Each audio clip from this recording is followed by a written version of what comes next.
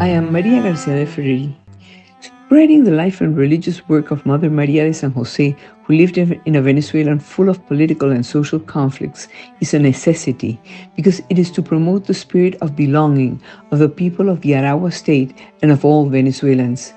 On May 7, 1995, she became the first blessed woman of Venezuela in a solemn ceremony at the Vatican led by John Paul II. Mother Maria de San Jose had a great passion for the Eucharist, the bread of life, the real presence of God in the consecrated host. She also had great passion and love for our Blessed Mother, the prayer of the Holy Rosary, and helping the most in need. Laura Evangelista Alvarado Cardoso, that was her name when she was young, and she was born on April 25, 1875, in Choroní, Aragua State, Venezuela.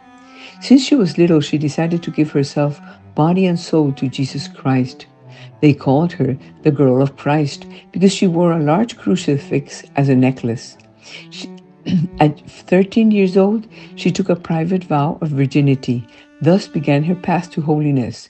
She said, "I want to be holy, but truly holy," always focused on the Eucharist and helping the needy and dispossessed. At that time, there were no convents in Venezuela, so she thought about leaving the country and becoming a cloistered nun.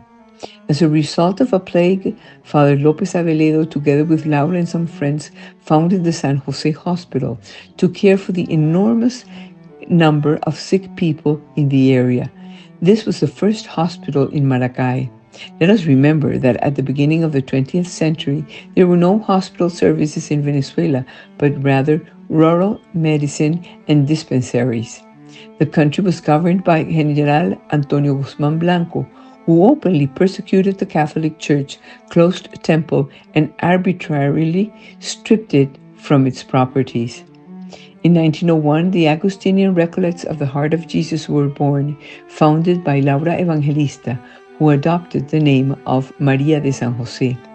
In the convent, her room was always next to the sanctity, and it was because she said, "In the Eucharist is my treasure, and there is my heart." Hence, the congregation, the sisters, did and keep on doing hosts as a way of giving it to the priests so that they can consecrate them and thus deliver the body of Christ to everyone. She spent hours in front of the Blessed Sacrament and making hosts. From the moment of the founding of the congregation until the day of her death, she was the general superior, carrying out the social work that began at the San Jose Hospital and then expanded to homes for girls. For example, the Immaculate Conception Home to care for girls who are abandoned or homeless, which continues to be the obligatory reference of that dedication to others that Mother María de San Jose bequeathed for almost 80 years. She passed away on April 2nd, 1967.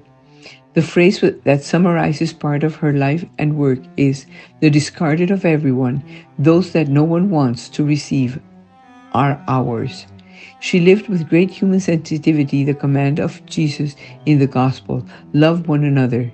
Jesus in the Eucharist was the nucleus, the center, the dominant reason for her being and doing, the deep and constant aspiration toward holiness, because she knew that with God we always win.